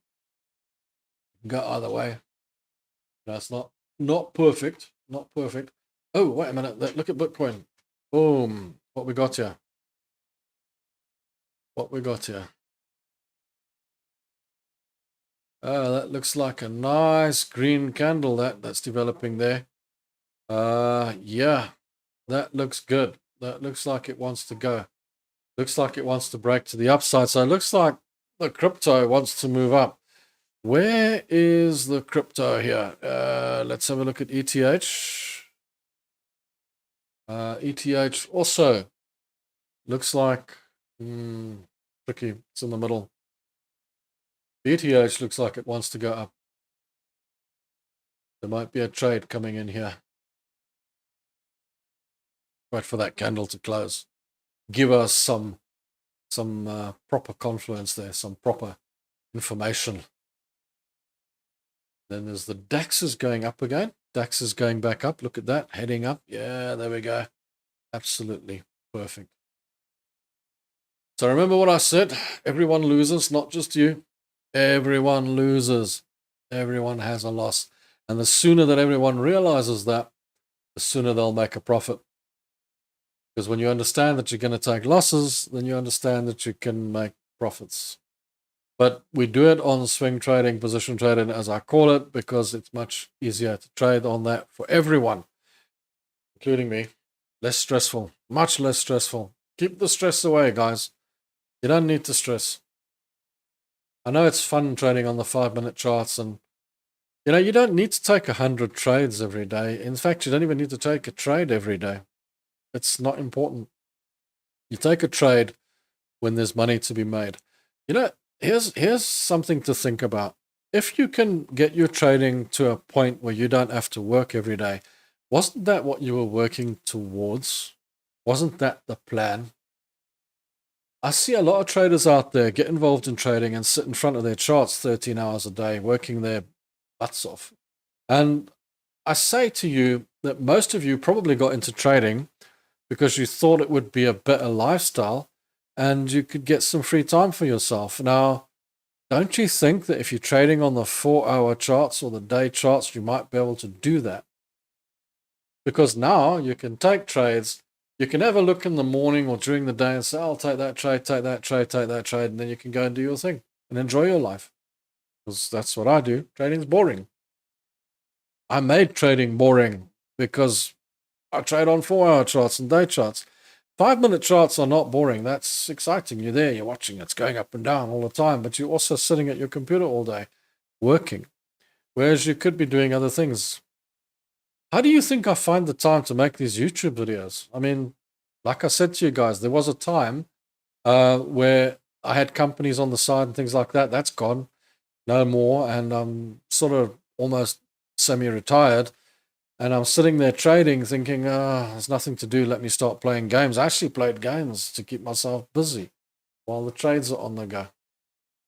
So that's why I make these videos now. This helps me keep me busy. And then I do other things as well. I go out and do stuff and what have you.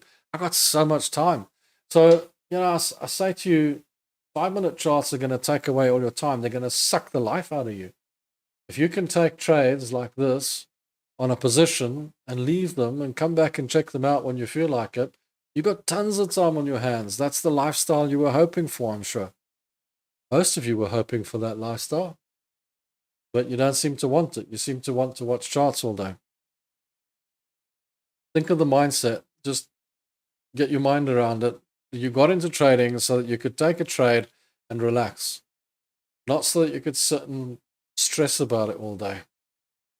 So the more you trade on the faster time frames, the more you're going to be stressing about your trades all day. I know some of you are trading on the 4-hour and sitting watching it as well. I know that. I get that. But you don't have to.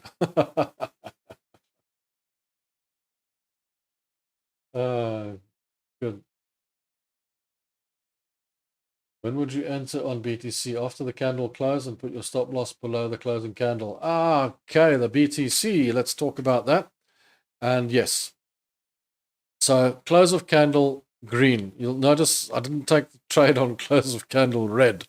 Not a good idea. Close of candle green. Yes, close of candle green. With a view, you'll see I've drawn this in already with a view to it being around this area somewhere. Close of candle green. My stop loss will be down below, okay? Below the 110. I'll probably put it at 109, okay? Because I know 110 is a level. So 109, but a view of 124. 124 is the win up here, okay? Because there is a level there. Look, there's your level. 124 is a level, and it's a decent level that it can reach. You could also put a first target if you really wanted to at 119, 120. I'm looking for 124, and I want that candle to close before I buy. Now, on some trades, I have gut feel and I go, yeah, it's bouncing out of the support, I'll just buy it. But on the crypto, I'm a little bit more cautious, and I'm looking for a bit more, secure information. I just want to see that it does close in a green candle above that. It would be great if it could close above those two little candles there as well. That would be brilliant, because that would be a nice area. It would be above the prior high, and it would give me that shot, that would be like a breakout. But yeah, let's see what happens. But yeah, that's how I would trade it. Just be careful if you're trading Bitcoin or crypto. It is volatile. It is very volatile, eh? So for those of you who don't like volatility, do take care.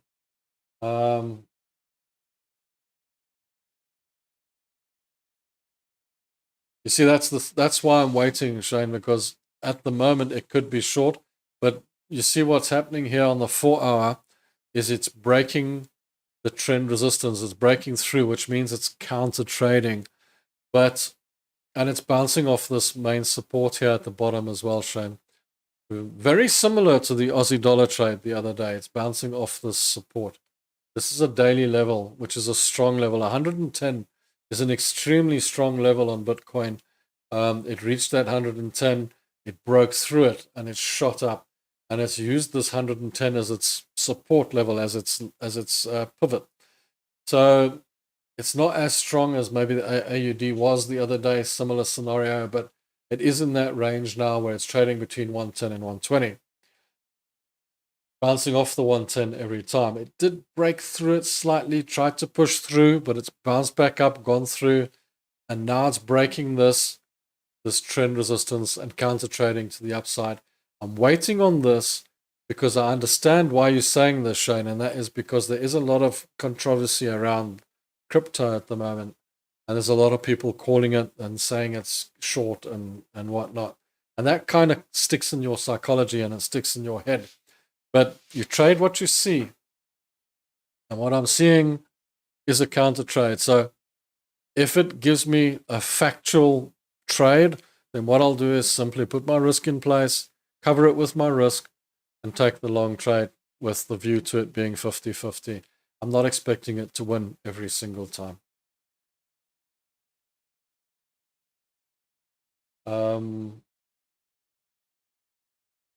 So actually, Shane, being long, there's nothing wrong with being long on BTC. If I was you, I would stay long. That's just my feeling. That's what I would do.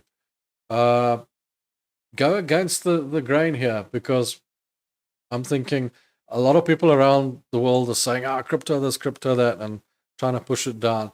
But you saw how it shot up the other day for a little bit of talk as well. And I actually think that if you trade what you see, you're going to get a good run there. I think it'll be quite a decent one. I'm just waiting for an opportunity there to see how she goes. Not bad at all.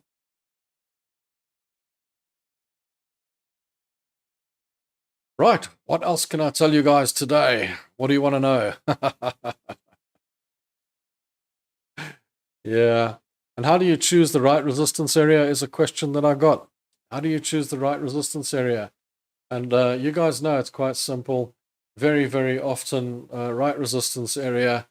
If I'm lazy, like I've been recently, I'll just draw a line in on the 4-hour and say there's the area where it's hit a number of times and put it in.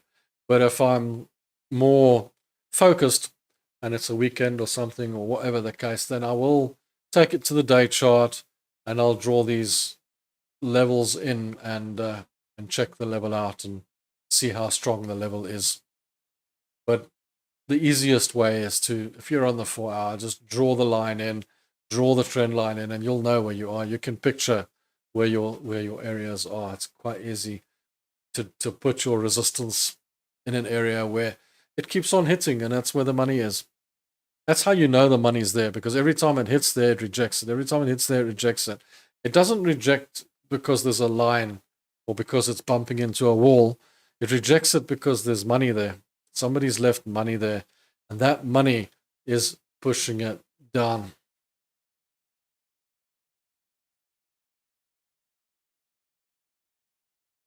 The fib is good for levels if you trade with the fib.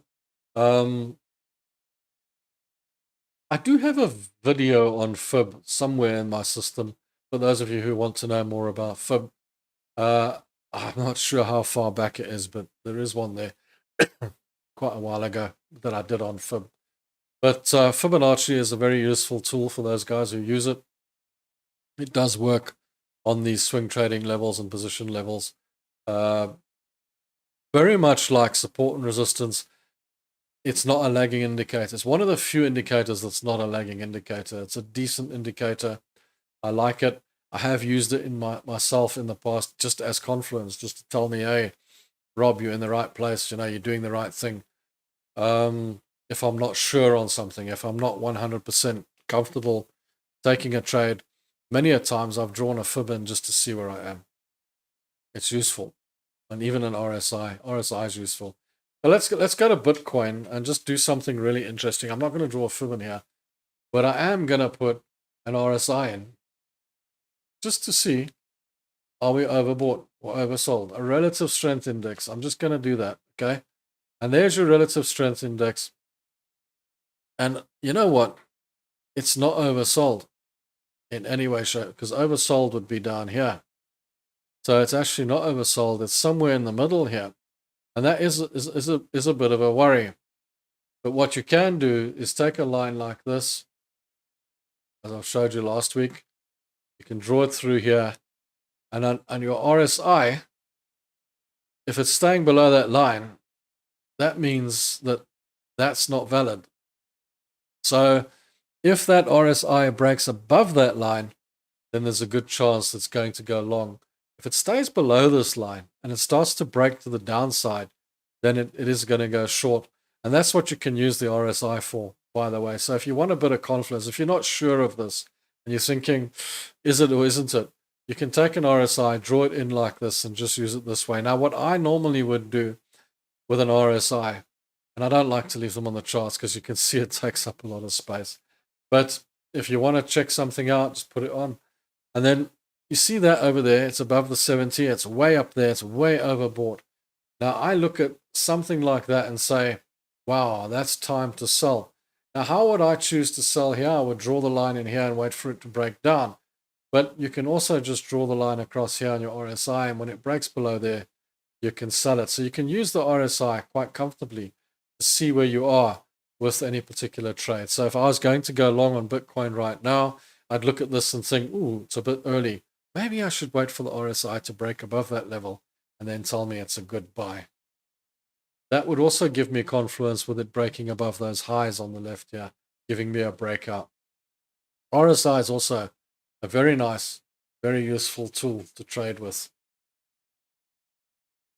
For those of you who don't use it, as I said earlier, there's so many institutional traders, big traders that literally only trade with the RSI. They don't use anything else, just the RSI. Can you imagine?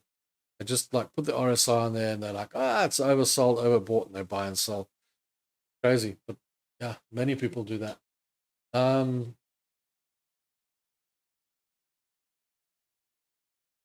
JT asks, when you enter a trade, do you draw a trend line in the direction of trade and get out when it breaks the trend line? If it breaks the trend line, I will get out. So for example, if you had a trade like this and you were concerned about whether you should get out of the trade, you can draw a trend line in here. And actually, I don't need this trend line in here anymore, do I? That can be gone. Okay. You can draw a trend line along the area here. And if it breaks through that, you can say, yeah, you know what, I need to get out of that. So for example, I could take this and draw a trend line along here and say, well, there's my trend. If it breaks through that, then we should get out. Yes, you can do that. Same way you get into a trade. For example, you come down here, it breaks to the upside, you buy. So yes, obviously, if you have a trend line in place and it breaks that trend, get out, let it go. Same way you would get into a trade. Use it for that. Totally.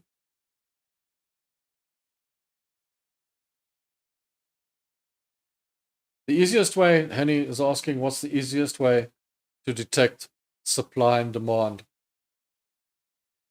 Let's see if there's any on this Bitcoin. Boom, boom, boom, boom, boom. Okay. Not so good there. Just want to find some supply and demand for you here. All right, there's the easiest way. Okay, good. So what you got to do, Henny, is you got to look at the candles, okay? And effectively, if you're looking for a supply or a demand, so supply will be at the top, and demand will be at the bottom. It's just terminology. What it is, it's money waiting to be taken. And if you want to trade with supply and demand, I don't use it all the time. I prefer my support and resistance. But if you just want to see if there's a supply or a demand, what you see, there's a red candle here, and then there's 1, 2, 3 green candles beyond it.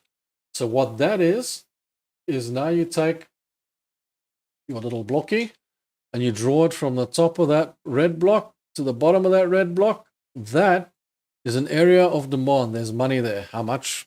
Who's to say? So when that comes back and runs into there, there's money. There's another one down here. How many do you want to draw in, you know? That's only 2, so that's not. There you've got 1, 2, 3, 4, 5, 6. So there's a big area here where there's an area of money, demand. And effectively, the supply just the opposite way around, where you've got a green candle and a bunch of red candles going down. So that would be the supply of money going over there, and it comes back to take that money and then goes down. So the opposite applies to a supply of money. Oddly enough, that supply of money there would coincide with that resistance level there, but this has now gone back up into to take that money there and maybe come back down and take these levels down here. Don't rely on supply and demand 100%. It's useful. It helps, and it gives you some idea of where there might be some money, but it doesn't, like, for example, a support area will maybe bounce off of it 8 times. A supply or a demand area, it'll only bounce off once, maybe twice, and then it will break through it. Okay. But there is money there. There will be some money in that area. I don't want to draw them all in because they just get in the way. And I can normally see them because I don't need that blocky to show me that I can see that candle's there. I know where it is. Just keep an eye out for it. So effectively, you've got that red candle there. You've got a bunch of green candles pushing up behind it. That gives you an indication there's a lot of money that pushed that up. That's what it's about. There's a lot of money that pushed that up. There'll probably still be some money left over there in that area to pick up, and then it goes. That's why they have that system.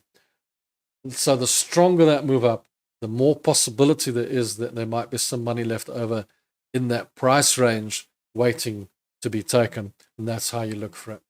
Okay. I hope that makes sense. Right.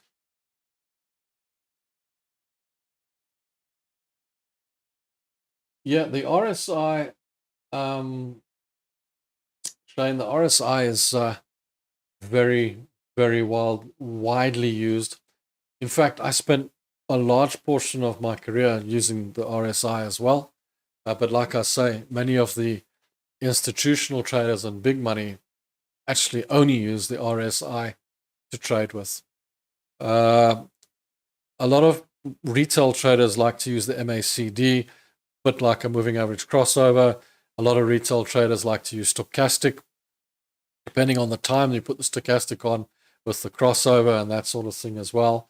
A lot of retail traders try to use volume, but a lot of institutional traders only use the RSI, and that's how you use the RSI. Simple, really, not complicated. That just, it's a very, very useful tool. And if I'm looking for something to go back on, if I'm looking at my chart and I'm just not sure, I'm looking at my chart and I'm just not sure which way it's going or what it's going to do, there's 2 things that I will go back to. One is the RSI. I'll have a look at it and see. I might check volume just to see if there's a big move or not. And the other thing I'll go to, I will use sometimes, is a fib. I'll have a look at a fib and see if it's perhaps reached the golden area or something to that effect. But those are the only things that I will actually use in my trading. And then in my investing, what I will use is the 2 moving averages, the 50 and the 200, to give me the death cross and the golden cross. That's all.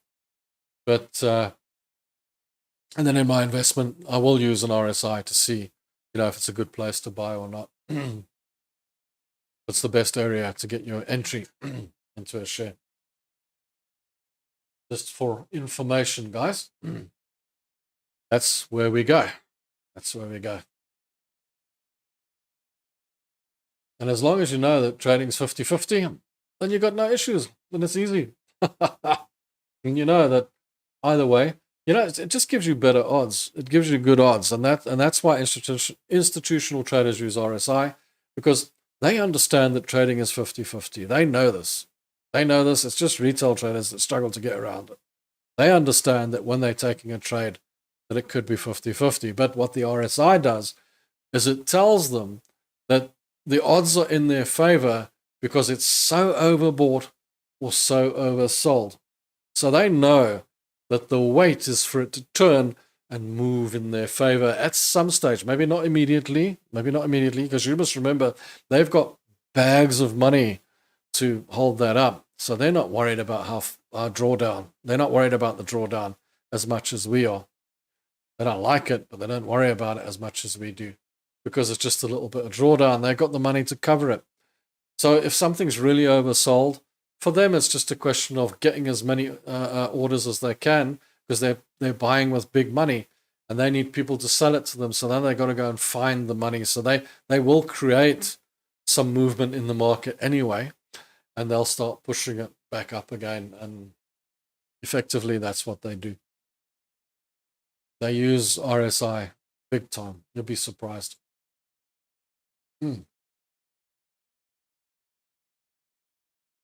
Yes, Nayan, I do use weekly charts for my investment analysis, but my investment analysis is kind of different to my trading analysis, and rather in a big way, because my investment analysis is very fundamental. I don't invest in companies based on charts. And the amount of times I've said to you guys, like with trading, that the charts are only there as a tool. I mean, even in my trading, the charts are only there as a tool, as a system to manage my trade. My strategy is what's more important. Now, in investing, even more so. So in investing, I don't use charts much. I will look at a chart on a product or a company that I have chosen to add more money to, or a company that I'm adding into my portfolio, if I want to see where it is in the market. So that's the only reason I'll look at a chart for an investment. I choose my investment based on my thoughts on a company. So I see it on a daily basis. I see it's doing well. Maybe one of my buddies tells me, hey, Rob, look at this. And I'll look at the company and I'll look at how it's being run. I'll see if it looks like it's getting better. Maybe I shop there and I see that it's improving and they're doing and it's getting better and there's more shops opening and it's growing and the company's growing, or whatever the case, just that sort of way I look at an investment. And then I'll look at the price to earnings ratios, the dividend yields, the asset and liabilities of the company, the value, the CEO, how long has he been there, how many shares does this one own and that one own. I don't have to necessarily know the CEO, but I get a lot of information on the company. So the chart is very minimal in my choice of investment. It just, all it does to me is give me an entry point. So if I say I'm going to buy SPAR and this is the one I'm going to buy now. I've decided that I'm happy to buy into this company. The only thing I do with the chart is I'll bring up the chart and say, is it a good time to buy it now? If I look at it, is it overbought, oversold? Maybe I should wait until it's a little bit oversold and get a better entry into the company. Or is it just everybody's buying it and I should just buy it anyway? You've got to look at investments in a completely different way. So yeah, I'm happy to talk to you guys about how to choose your investments, but that is a completely different cycle for me. It's not the same as trading. It is a completely different cycle for me. I choose the companies based on a fundamental basis, and then I only use the chart to confirm an entry point. as such. I mean, if I've chosen a company and I've decided on it, and there's a big death cross on it on the moving averages, then I'm going to be like, maybe I should just wait until it turns around a bit, wait till it's completely oversold, and then maybe buy it. That sort of thing. That's the only decision that the chart's going to make for me. Nothing else. I'm still going to buy it because I've chosen to buy it for whatever million reasons I've got. It's the same as if I need to sell an investment because I feel the company is faltering for whatever reason. Let's say I invested in a company and it's just not doing well, and all the news around it is bad, and everything is just like, this thing's going to fall. Then what I would normally do is decide to sell out the whole company, every share that I own, and put it into a completely different investment. That very, very seldom happens. Very seldom. But it does. It happens. So you have to keep an eye on your investments in one way or another. So yes, as far as that goes, in fact, the weekly charts and the monthly charts are all you need for investments, because you're just looking at a general sort of overall picture on that particular company as to how well it's doing. So yeah, you're not going to trade investments on a 4-hour. You're going to use day, weekly, and monthly charts. That's it. That's basically it. Yeah, so that's my little bit of information on investing, and it's the best way to invest. Now, picking your investments is completely different, because picking an investment is not like picking a trade. You don't look for it on charts. You look for it out there. What's on the go, and don't pick penny shares, guys. Pick big blue chip companies. Pick companies that are worth something. That the Coca-Colas, the Amazons, the Nvidias, the Berkshire Hathaways, and all that. So, for example, Berkshire Hathaway, I'm not happy to hold on to that forever, because, in my opinion, the owner is 99 years old, and it's not going to work out. So, yeah, I'd rather look at other options. Anyway. Yes, I'm also going to be off, Daniel, and I want to thank you all for being here. I think we've had quite a good session today, a decent session. I think we've done well. JT, before we go, yes, what if the daily and the 4-hour are going different ways? Do you go by the daily time frame? Always remember this. The higher time frame is the majority winner, always, okay?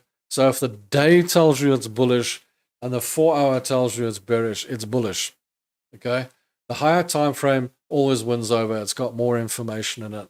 Very seldom that the daily and the 4-hour will be different, though.